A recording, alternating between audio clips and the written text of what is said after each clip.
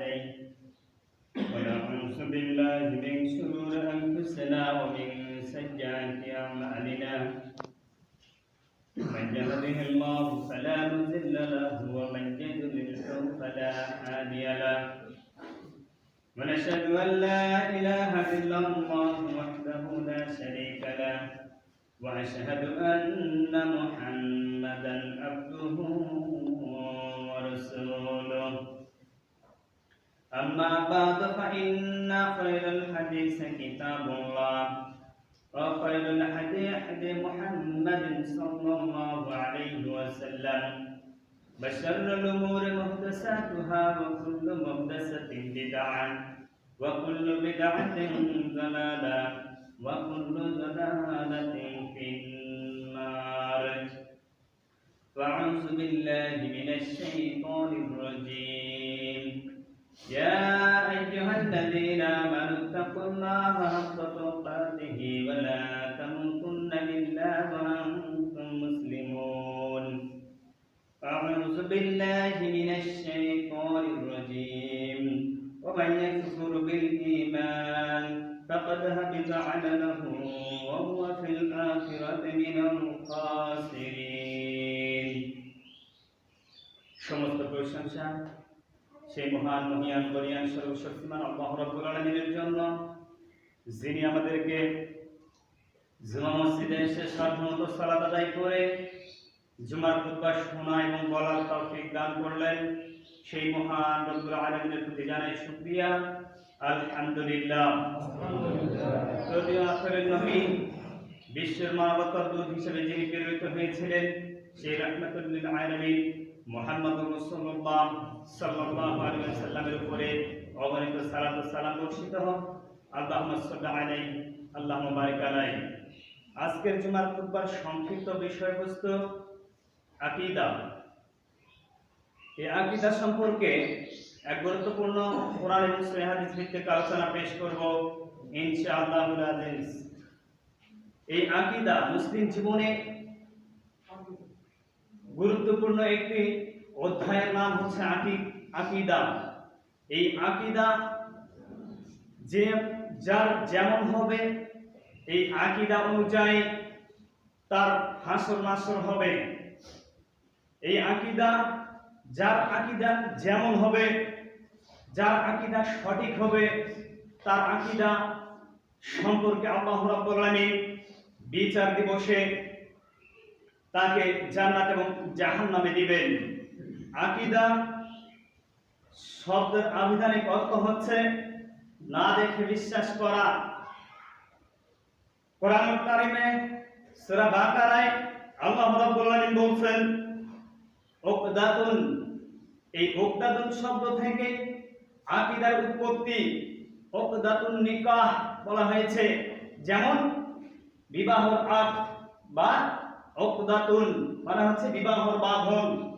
এই অদৃশ্য বাঁধন, যে বাঁধন দেখা যায় না, যে বাঁধন কখনো দেখা যায় না, যে বাঁধন মানুষ কখনো দেখেনি, কোনো নারী দেখেনি, কোনো পুরুষ দেখেনি, তারপরেও কি অচেনা একটি ছেলে অচেনা একটি মেয়ের সঙ্গে, অচেনা একটি পুরুষ অচেনা একটি মহিলার সঙ্গে না দেখা বিশ্বাসকে, না দেখা একটা জিনিসকে বিশ্বাস করে নিয়ে সারা জীবন অতিবাহিত করে, এটাই হচ্ছে আকীদা, মানে না দেখে বিশ্বাস করা। কারণ বিবাহের সময় দেখা যায় যে বিবাহ করানোর যে পদ্ধতিগুলো তা হচ্ছে মেয়ের পিতা মেয়ের সম্মতি নিয়ে ছেলের কাছে এসে বলবে, বরের কাছে জামাইয়ের কাছে এসে বলবে তোমার দেওয়া 1 টাকা দেন মোহরে সন্তুষ্ট হয়ে আমার মেয়েকে তোমার হাতে তুলে দিলাম। এখানে কি কোনো বাঁধন থাকে? এখানে কি কোনো জোড়া লাগানোর কোনো কিছু থাকে? কোনো কিছুই থাকে না। না দেখা একটা বিশ্বাস, না দেখা একটা জিনিস, এটাই হচ্ছে আকীদা। কারণ আমরা আল্লাহ রাব্বুল আলামিনকে দেখিনি। আমরা কি আল্লাহকে দেখেছি? দেখিনি। না দেখে বিশ্বাস করেছি। আমরা কি জান্নাত দেখেছি? জান্নাত দেখিনি। আমরা কি জাহান্নাম দেখেছি? জাহান্নাম দেখিনি। আমরা কবরের শাস্তি দেখিনি। আমরা বিচার দিবসে বিচার হবে এটাও দেখিনি। হাসর নাসর হবে, কিয়ামত সংঘটিত হবে, কখনো আমরা দেখিনি, তারপরও না দেখে বিশ্বাস করেছি। এটাই হচ্ছে আকীদা। না দেখে বিশ্বাস করে যারা আমল করে, না দেখা জিনিসের উপরে বিশ্বাস করে যারা বিশ্বাস স্থাপন করেছে, তারাই হচ্ছে মুসলিম। আল্লাহ বলেন সূরা বাকারা 3 নম্বর আয়াতে বলছেন যে না দেখার উপর বিশ্বাস স্থাপন করেছে, কিতাবের উপর বিশ্বাস করেছে এবং আল্লাহকে না দেখে বিশ্বাস করেছে, তারাই হচ্ছে মুসলিম। তাহলে এখানে যে বিষয়টি বোঝা যাচ্ছে, না দেখে বিশ্বাস করতে হবে। আমার জীবনে, আপনার জীবনে আকীদাই হচ্ছে মূল ভিত্তি, আমল পরের বিষয়। কে কোন আমল করতেছে এই বিষয়টি পরে, আগের যে বিষয়টি, প্রথম যে বিষয়টি তা হচ্ছে আকীদা। যার আকীদা পরিশুদ্ধ হবে, যার আকীদা খাঁটি হবে, যার আকীদা সহি হবে। আকীদা মানে আমি না দেখে বিশ্বাস করেছি আল্লাহ রাব্বুল আলামিন এক আল্লাহ রয়েছেন, আমি না দেখে বিশ্বাস করেছি আল্লাহ রাব্বুল আলামিন জান্নাত, জাহান্নাম, কিয়ামত এবং কবরের আযাব আল্লাহ রাব্বুল আলামিন বলেছেন, কোরআনে এবং সহিহ হাদিসে বলেছেন, তাই আমরা বিশ্বাস করি। এটা হচ্ছে আকীদা। একজন মুসলিমের এরকম যদি আকীদা থাকে, ওই মুসলিম হচ্ছে কি, এই মুসলিম হচ্ছে সফল কাম অর্জন করতে পারবে, তাছাড়া সম্ভব নয়। একজনের আকীদা, যারা প্রকৃত মুসলিম, কোরআন এবং সহিহ হাদিসের অনুসারী, তারা বলছে যে আমরা নিরাকার আল্লাহকে বিশ্বাস করি না, আমরা একমাত্র ইলাহকে বিশ্বাস করি, যার আকার আকৃতি রয়েছে। সে আকার আকৃতি রয়েছে কার মতো? তাকে যেরকম সাজে সেরকম আকার আকৃতি রয়েছে। যারা কোরআন এবং সহিহ হাদিস মানে তাদের আকীদা এরকম। যারা কোরআন এবং সহিহ হাদিস মানে তাদের আকীদা হচ্ছে নবী নূরের তৈরি নয়, নবী মাটির তৈরি, নবী আমাদের মতোই মানুষ, আমাদের মতোই খান, আমাদের মতোই পড়েন, তার স্ত্রী সন্তান সবকিছু রয়েছে, তার ঘুমের প্রয়োজন হয়, তাহলে নূরের নবী নয়।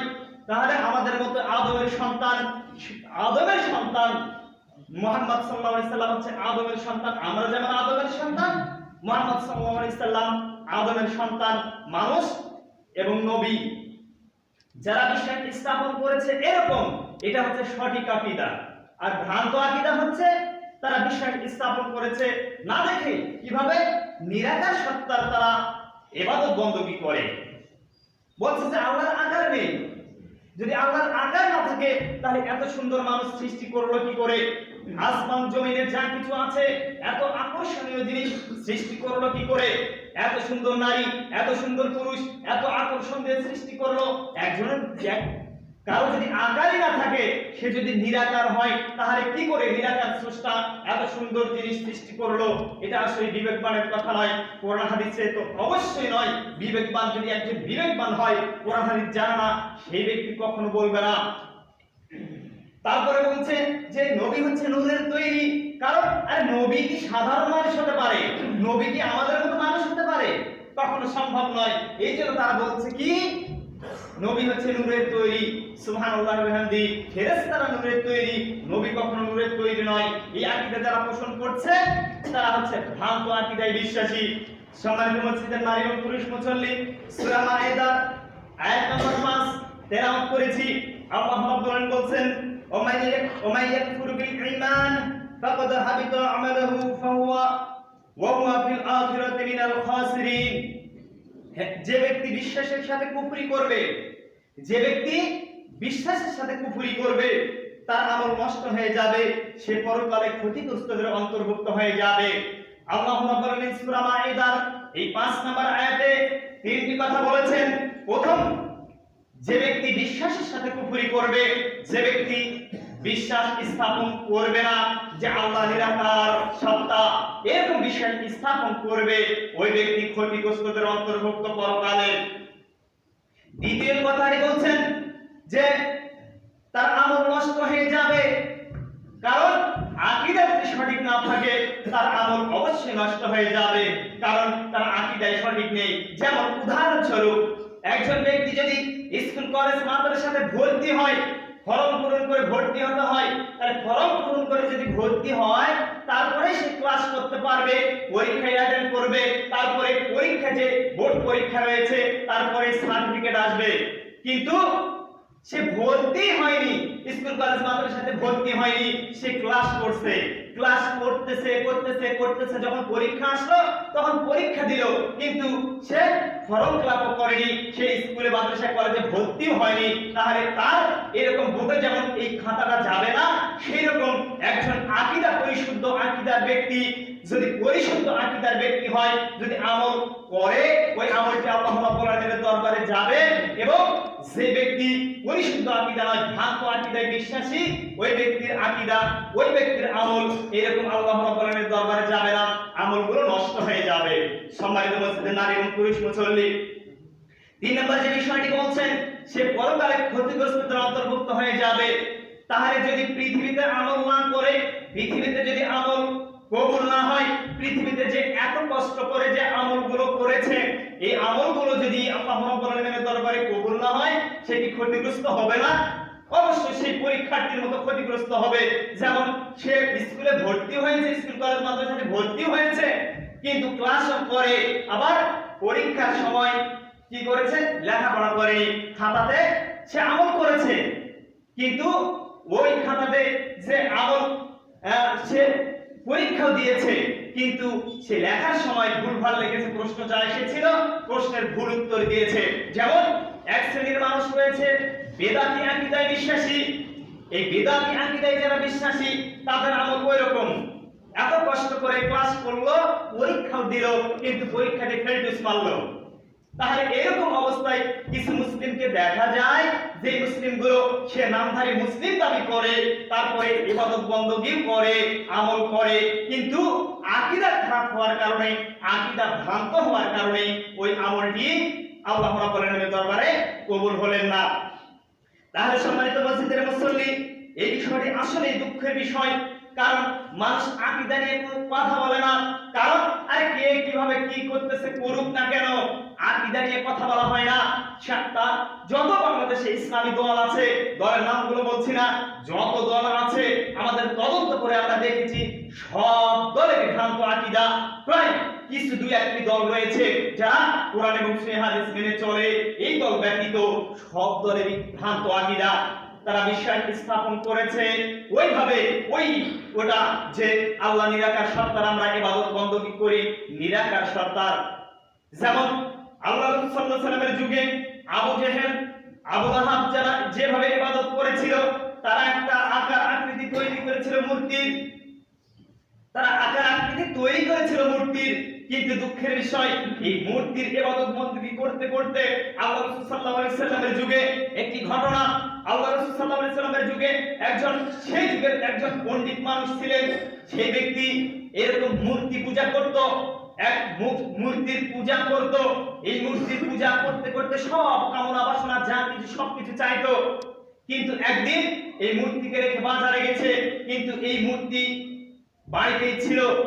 বাড়িতে ফিরে এসে দেখে এই মূর্তির গায়ে পানি, এরকম পানি ঝরতেছে, মূর্তির গা থেকে পানি ঝরতেছে।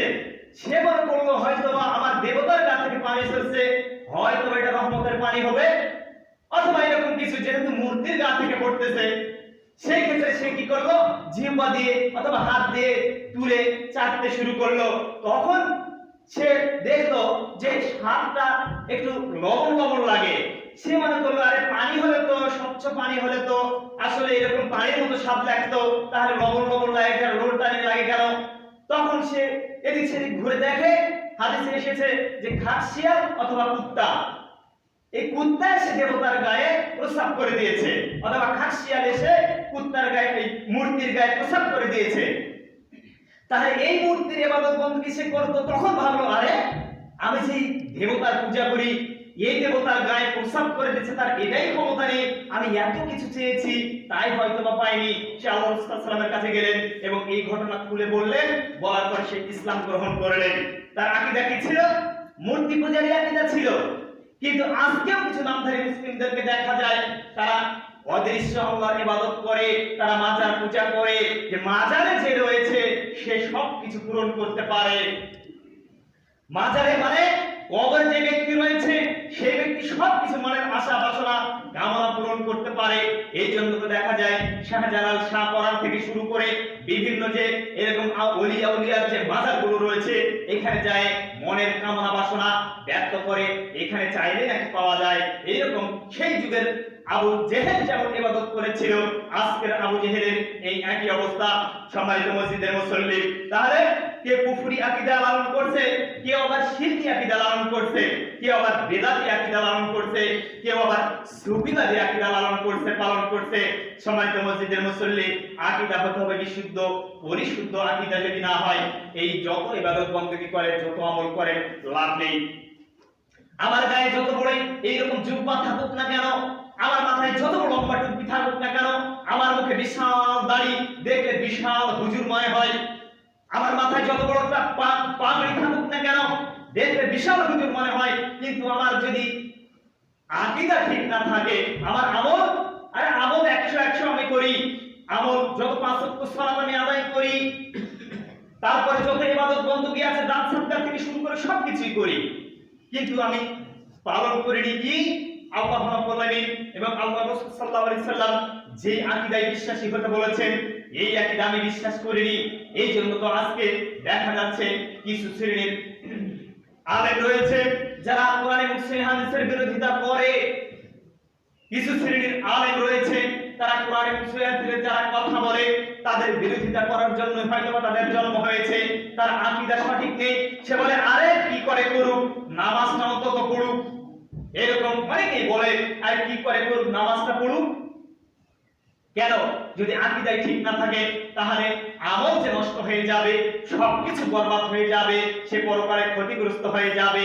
যেমন পৃথিবীতে দেখা যায় যার টাকা রয়েছে সে ইচ্ছা করলে, যাদের টাকা রয়েছে সে ইচ্ছা করলে সবকিছু করতে পারে, সবকিছু করা সম্ভব। যেমন একটি প্রবাদ রয়েছে যে টাকা থাকলে বাঘের দুধ পর্যন্ত মিলা যায়।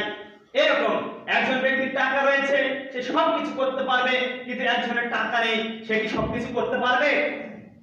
তার ছেলে মেয়ে যদি চায় যে আমার এটা দরকার, ওটা দরকার, এই দরকার, সে দরকার, তার কাছে এত টাকা নেই, সে কি করে দিবে?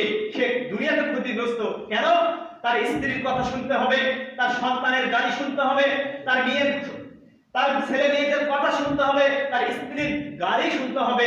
কেন? সে ক্ষতিগ্রস্ত, পৃথিবীতে সে টিকতে পারতেছে না টাকার অভাবে। তাহলে যার আকীদা সঠিক নয় সে পরকালে গিয়ে আল্লাহ রাব্বুল আলামিনের সামনে যখন দণ্ডায়মান হবে অনেক আমল থাকবে, অনেক আমল থাকবে, কিন্তু এই আমলগুলো কি হবে? আল্লাহ রাব্বুল আলামিন ধুলিকণার মতো পরিণত করে তা ভিনিশ করে দিবেন, কারণ তার আকীদা সঠিক নয়। সম্মানিত মসজিদের মুসল্লি, এই জন্য অনুরোধ করে বলছি সঠিক আকীদা যদি থাকে আপনি বিশ্বাস স্থাপন করবেন, না দেখে সবকিছু বিশ্বাস স্থাপন করেছেন আপনার জন্য কল্যাণ রয়েছে। আল্লাহ এরকম সত্তা যিনি সব কিছুর মালিক, এইভাবে মুখে স্বীকৃতি, অন্তরে স্বীকৃতি, মুখে উচ্চারণ এবং আপনার আমলে পরিণত করার নাম হচ্ছে ঈমান বা আকীদা। তাহলে অনেকের আকীদা আজকে ভ্রান্ত হওয়ার কারণে, অনেকের আকীদা ভ্রান্ত হওয়ার কারণে সে মনে করছে আরে তারা কি খারাপ কাজ করে, তাদেরকে দেখলে তো অনেক বুজুর্গ মনে হয়, তারা কি খারাপ কাজ করে? ভালো কাজই তো করে, আপনারা বাধা প্রদান করেন কেন? আমরা বলি যে তারা ভালো কাজ করে না খারাপ কাজ করে। আপনি কখনো কোরআন হাদিস দেখেছেন? হয়তো এরকম লোক খুবই কম সংখ্যক পাওয়া যাবে, কিন্তু দেখা যাচ্ছে যদি আকীদা সঠিক না হয়, আল্লাহ রাব্বুল আলামিন এই জন্য তো বললেন, আল্লাহ রাব্বুল আলামিন বলছেন সূরা ইউসুফ 106 নম্বর আয়াতে আল্লাহ রাব্বুল আলামিন বলছেন ওমা ইউমিনু আকসারুহুম বিল্লাহি ইল্লা ওয়া হুম মুশরিকুন। অনেক মানুষ ঈমান আনার শর্তেও, অধিকাংশ মানুষ ঈমান আনার শর্তেও আল্লাহকে বিশ্বাস করার পরেও আল্লাহকে বিশ্বাস করে তারপরেও তারা মুশরিক।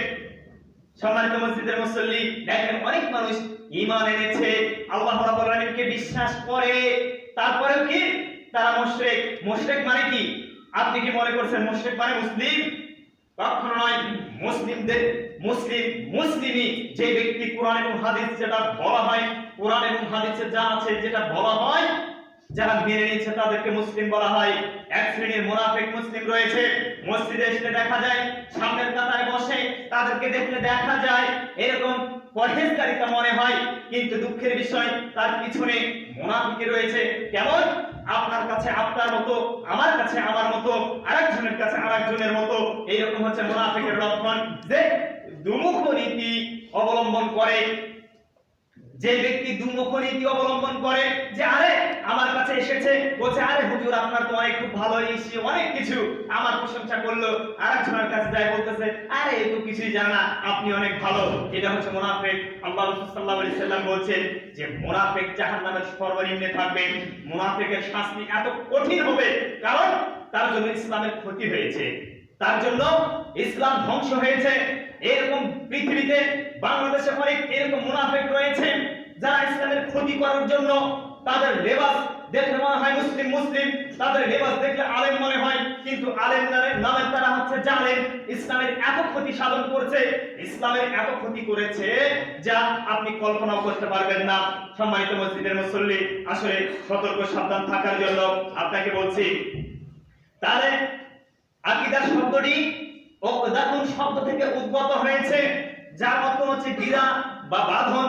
কারণ আমি যদি পকেট থেকে রুমাল বের করে আপনাকে বলি এই রুমালের ভিতরে আমার 1 লক্ষ টাকা রয়েছে, অথবা রুমালের ভিতরে স্বর্ণ অথবা এরকম মূল্যবান কিছু জিনিস রয়েছে, আপনি তখন বলুন হ্যাঁ খুলে দেখি খুলে দেখি, এটা হচ্ছে আকীদা নয়।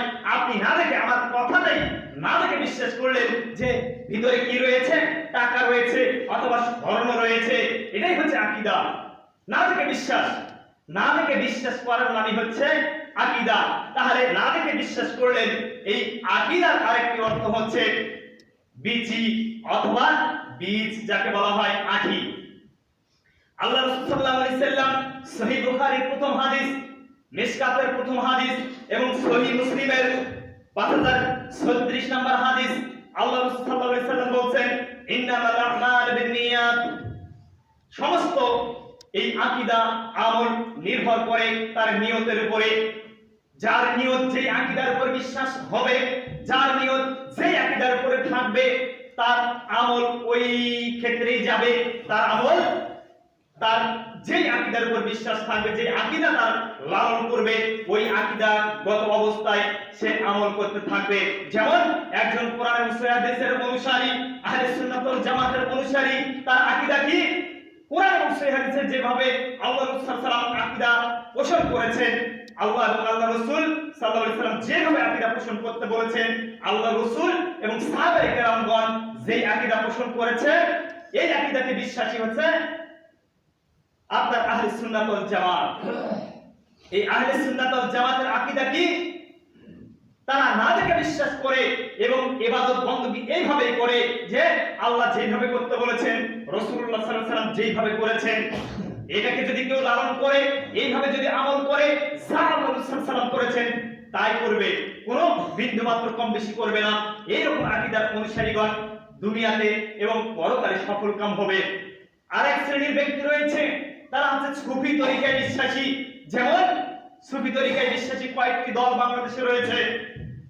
ইসলামিক ফাউন্ডেশনের গবেষণায় দেখা গেছে যে ইসলামিক ফাউন্ডেশনের গবেষণায় 124টি বাংলাদেশের দল রয়েছে, ইসলামিক দল 124টি।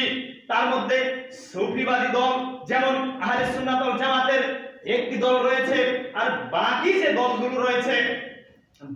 দলগুলো রয়েছে সবগুলোই আপনার হানাফি মাযহাব থেকে তৈরি। যতগুলো রয়েছে ফিরকা সব হানাফি মাযহাব থেকে তৈরি হয়েছে। যেমন প্রথম বলা যায় আপনি সুফিবাদী তরিকা। এই সুফিবাদী আকীদায় যারা বিশ্বাসী, তারা মনে করে যে আল্লাহ রাসূল মারা যাননি, আল্লাহ রাসূল জীবিত রয়েছেন, শুধু ইহকাল ত্যাগ করে পরকালে গেছেন, সে জীবিত রয়েছেন।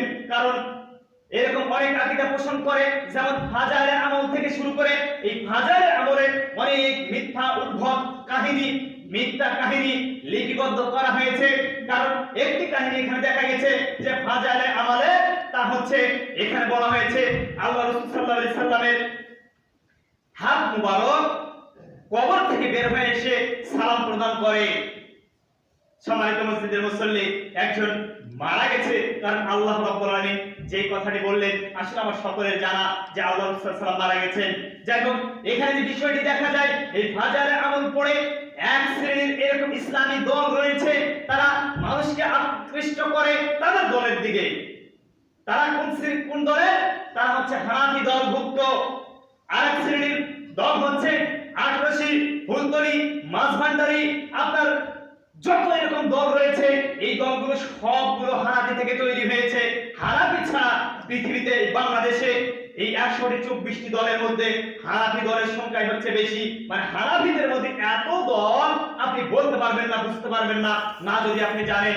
তার সম্মানিত মসজিদের মুসল্লি, যারা আকীদা পোষণ করে কোরআন এবং সহিহ হাদিস ভিত্তিক আকীদা, ওই আকীদা পোষণ করার কারণে এই জন্য তো আল্লাহ রাব্বুল আলামিন, আল্লাহ রাসূল সাল্লাল্লাহু আলাইহি সাল্লাম এই কথাটি বললেন, যার নিয়ত যেরকম হবে। কারণ আপনার যদি নিয়ত এরকম হয় যে আরে পীর ওলি আউলিয়া সবকিছু দিতে পারে, কারণ তারাই নাজাত দিতে পারে। কারণ এক শ্রেণীর পীরের মুরিদরা বলছে কি, যে এক শ্রেণীর পীরের মুরিদরা বলছে যে আরে আমার পীরের মুরিদ হইলে নামাজ রোজা লাগে না। কেন? আরে পীরের মুরিদ হলে আমার পীরই তো জান্নাতে নিয়ে যাবে, আমার কেন দরকার, আমার কি দরকার নামাজ কালাম পড়ে, নামাজ রোজা করে।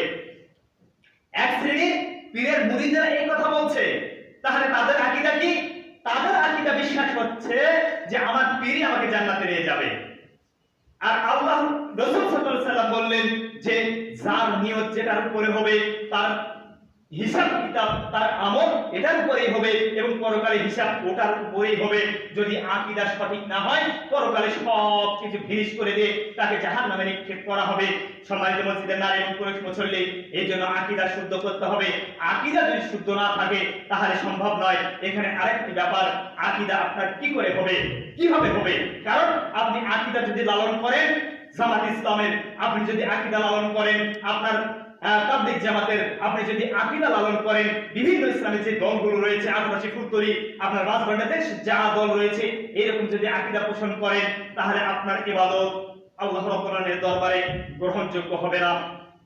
এই জন্য আপনার আকীদা সহিহ শুদ্ধ হতে হবে। যেমন কোন ব্যক্তি যদি একটা আমের আঁটি লাগায়, আমের একটা আঁটি লাগিয়েছে, এই আমের আঁটি থেকে কোন ব্যক্তি যদি মনে করে যে কাঁঠালের গাছ হবে, এটা যেমন ভিত্তিহীন। আকীদা যদি সহিহ না থাকে কখনো সম্ভব নয় যে আল্লাহ রাব্বুল আলামিনের দরবারে আমল কবুল হবে, এটাও ভিত্তিহীন। কারণ কোন ব্যক্তি যদি মনে করে আমের আঁটি লাগিয়ে, আরে শুধু আম না, আপনি আমের আঁটি লাগিয়ে কাঁঠালের গাছ না, আপনি আমের আঁটি লাগিয়েছেন, কিন্তু মনে করছেন যে ল্যাংড়া আমি আমের আঁটি লাগিয়েছি, এখান থেকে কি মিশ্রি ভোগ হবে? আমি তো একই যা, সম্ভব নয়। তাহলে আপনার বুকের ভিতরে, আপনার অন্তরে যে আকীদাটা থাকবে, এই আকীদা যদি সহিহ হয়, আকীদা যদি খাঁটি হয়, তারপরে আমলের ব্যাপার। প্রথম হচ্ছে আকীদা আপনার সহিহ শুদ্ধ হলো, আপনার আমল পরের ব্যাপার। আপনি অনেক আমল করেছেন, পৃথিবীতে অনেক আমল করেন, কিন্তু আপনার আকীদা শুদ্ধ নয়, আকীদা সহিহ নয়, তাহলে কখনো সম্ভব নয় আপনার এই আমলগুলো গ্রহণযোগ্য হবে না, গ্রহণ করা হবে না। আল্লাহ রাব্বুল আলামিন আমাদেরকে সকলকে পবিত্র কোরআন এবং সহিহ হাদিস ভিত্তিক আকীদা পোষণ করে জান্নাত পাওয়ার তৌফিক দান করুক। আল্লাহুম্মা আমিন। সাল্লাল্লাহু আলাইহি ওয়াসাল্লাম।